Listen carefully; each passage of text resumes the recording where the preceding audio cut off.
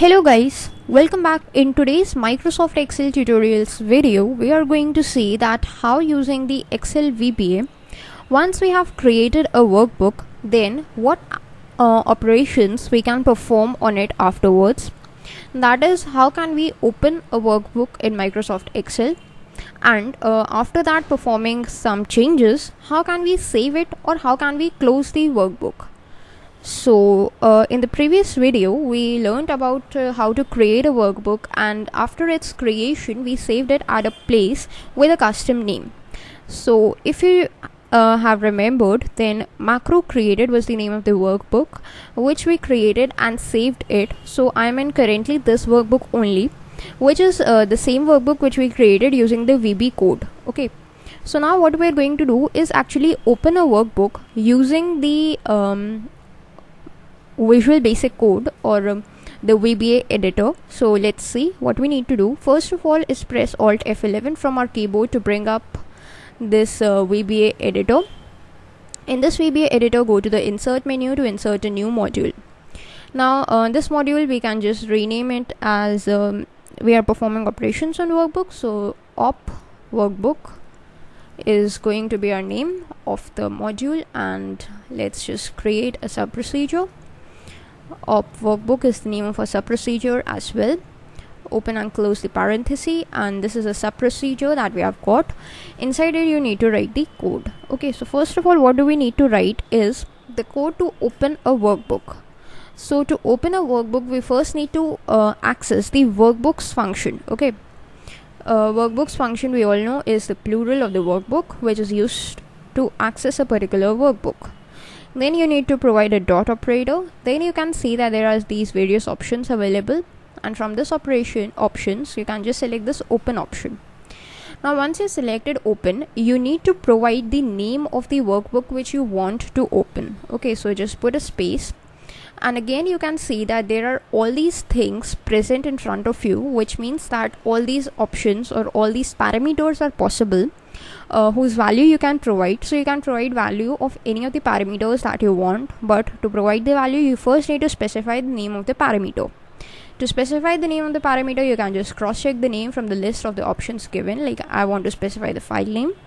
Then after you have written the name of the parameter, you got to press the colon and then put an equal sign, then put a space. After this, in double quotes, you need to provide the path of the workbook which you want to open. So let us just put the double quotes and just paste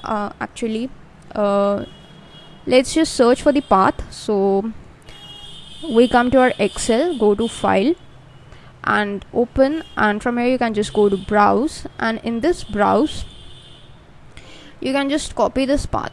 Okay, and sheet VBA is the name of the sheet which we want to open. So let's just go back to our VBA, and within double quotes we can just paste it, put a slash and then write the name of the sheet, that is sheet space VBA.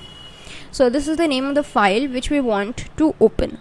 The reason why we are opening this file, because this is a macro enabled workbook, so we would be able to execute our macros very easily in it. So let's just see if we just try to run it, but let's just minimize it, and now if we try to run it, then you can see that our new sheet VBA, or our previous sheet that we had closed, sheet VBA, is now opened. So that's how you can open a workbook that is already present using the workbook function. Now let us make some changes to it. Suppose I just delete this value and I add some values like changes, anything that you want to, like changes made here in workbook. So that's what I want to just make the changes over here. Now I again want to save it. So what you can do is simply just go to the workbooks function. Either if you just use this workbooks VBA editor, there are two options to save a workbook. If you are in the same workbook and you want to save this workbook, then you can first open the VBA editor for sheet VBA workbook. Okay, Now if you open the VBA editor for the sheet VBA workbook, you can see there are 9 sheets available and all these modules are available. Now if you want to save the workbook from here, what you can do is simply just use this workbooks function, put a dot, and then there is this option of save. Okay, or you can just use the parenthesis, and within double quotes you can just specify the name of the workbook that you want to save, and you can just simply save it. So let's just provide it with a name. The name is macro created dot Excel SX, that's the extension. Then again put a dot and you will get the option of save. So if we just try to execute it, okay, so that is that you need to use a different name, and the reason why we got this error in this line was because we have already created a workbook with the name of macro created in the same place. So let's just comment this line out, and now if we try to run it, then you can see that actually you cannot feel anything, but actually this macro created workbook is now saved. So that's how it works. That's how you can save a workbook. Now if you want to close a workbook, then how can you go with it? Suppose we are in sheet VBA and we bring up its VBA. Okay, now if you want to close a particular workbook, suppose we wanted to close macro created Excel SX workbook. We right now have macro created workbook, sheet VBA, and book 3. There are 3 workbooks open. So we want to save macro created workbook. Actually we have saved it and now we want to close it. So how can we close it? You can just go to workbooks function and put a dot. You can see there is this close option. So if you just use this close option, then what will happen is you can just comment this line out and let's see what happens. We can just run it. You can see that we have got a warning from Microsoft Excel that you want to save changes to your sheet VBA.XLSM. The reason why we have got XLSM as the extension, because it was a macro enabled workbook, and it is asking you to save it because we haven't saved it at up till now. So if you just use that workbooks function and put a close in it, this means that you would be able to close the current workbook. So I do not want to close this workbook, but I want to close some other workbook. Okay, so what workbook I want to close? I want to close this macro created .XLSX workbook. So for that, what we need to do is, after this workbook function, within the parenthesis we need to provide the name of the workbook along with the extension that we need to close.